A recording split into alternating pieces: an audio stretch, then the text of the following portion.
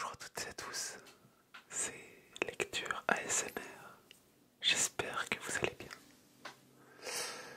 Aujourd'hui on se retrouve pour une vidéo lecture de page Wikipédia aléatoire. C'est la 10e vidéo de ce type sur la chaîne. Je sais que ça vous plaît, moi c'est un concept qui me plaît beaucoup pour découvrir des personnes, des monuments, des pays, etc. Je ne sais pas si vous avez vu ma vidéo sur le massage de tête que j'ai sorti la semaine dernière. Est-ce qu'elle vous a plu? Est-ce que ça vous a bien détendu pour cette semaine? N'hésitez pas à me le dire dans les commentaires ou aller la voir directement. Tu pourras la retrouver sur ma chaîne ou juste ici. Je vais tirer au sort les pages pour cette vidéo. Alors, le premier, nous avons Alberico da Barbiano. Il est né à Barbiano di Cotignola en 1344 et il est mort à Città dei Pieve le 26 avril 1409. C'est un condottiere italien du XVe siècle. Alors je vais juste voir vite fait ce qu'est un condottiere. Un condottiere, c'est un chef d'armée de mercenaires. Voilà. Alors, Alberico fonda à l'âge de 30 ans la Compagnie de Saint-Georges. C'est la première compagnie entièrement composée de milices italiennes, alors qu'à cette époque, elles étaient composées habituellement de soldats étrangers. De cette compagnie sortirent des condottières illustres comme Braccio da Montone et Muzio Attendolo Sforza. Le pape Urbain VI et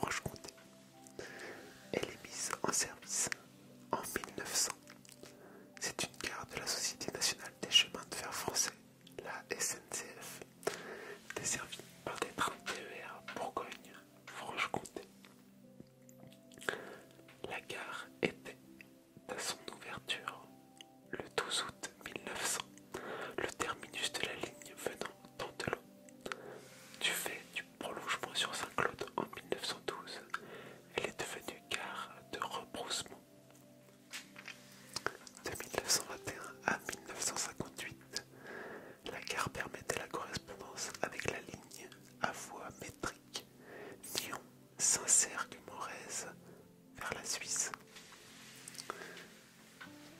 Établie à 736,7 mètres d'altitude, la gare de Morez est située au point kilométrique 49,462 de la ligne Pantelot en montagne à la Cluse, entre les gares ouvertes de Morbier et de Saint-Claude. Elle est séparée de cette dernière par les gares aujourd'hui fermées de Pont-du-Saillard, d'Ancois, Lézat, La Rixouze, Villars et de Valfin-lès-Saint-Claude. Voilà pour cette petite gare qui se situe à Morez. Rue Julien Grolot. La rue Julien Grolot est une rue de Nantes située sur l'île de Nantes. Je ne sais pas si vous connaissez Nantes, si vous avez déjà été à Nantes. L'île de Nantes, ça va être une île qui se situe plutôt dans le sud de la ville, qui est entourée de la Loire. Et la Loire, il n'y a pas que la Loire d'ailleurs. Attendez quelques petites secondes. Île de Nantes.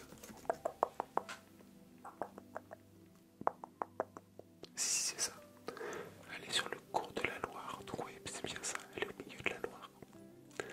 Alors, cette courte artère d'environ 30 mètres relie la place de la République au boulevard de l'Estuaire. L'artère a été nommée lors de sa création en 1903 en l'honneur de l'ingénieur de Mathurin Julien Grolot, qui, entre autres par son conseil avisé d'experts, sauva de la destruction la cathédrale de Nantes, dont une partie de la population avait demandé la démolition lors de la Révolution. À l'origine, la rue était beaucoup plus longue qu'elle ne l'est aujourd'hui, puisqu'elle intégrait dans son tracé l'actuelle rue des Marchandises, située dans son prolongement de l'autre côté de la voie ferrée et qui débouche sur boulevard Gustave Roch. Durant la première moitié du XXe siècle, les lignes ferroviaires qui partaient de la gare de Nantes étaient toutes proches vers Secret et vers La Roche-sur-Yon par Sainte-Pazanne, traversaient la rue par le moyen d'un passage à niveau.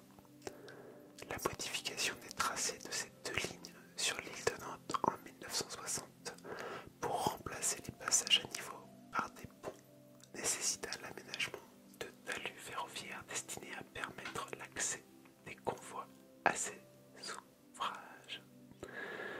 L'un de ces talus a donc été aménagé entre la gare de l'État et le pont enjambant le boulevard Gustave Roch.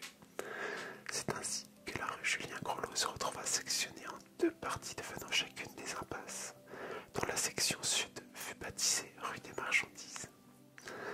L'inauguration du boulevard de l'Estuaire en août 2013 supprima le cul-de-sac à l'extrémité sud de la voie.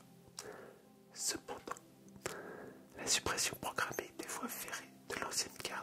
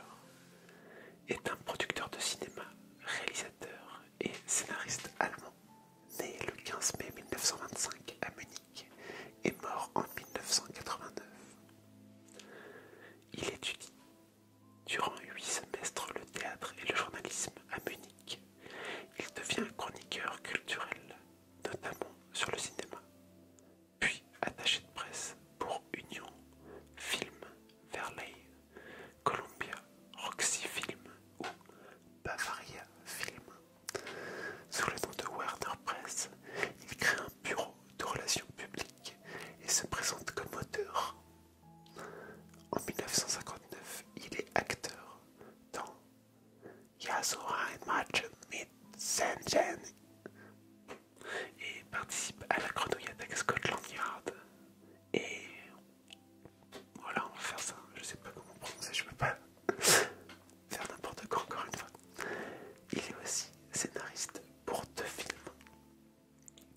Avec Parnasse Film, il produit dans les années 1960 des films d'espionnage et d'aventure avec des coproducteurs étrangers, notamment la série Commissaire X. Sous le pseudonyme de Werner Holf, il est scénariste et fait des apparitions d'acteurs. En 1969, il fonde la société Regina Film et dans les années 1980, New Regina Film. Parfois, il réalise toujours sous le même pseudonyme ses propres productions. Il meurt d'une crise cardiaque et se fait enterrer au Westridge Oak à Munich. Désolé, je n'ai jamais fait tellement, je vais un peu improviser tout ça, mais c'était pas fou. Avouez-le. Bon, ben voilà, pour ces pages, on a eu un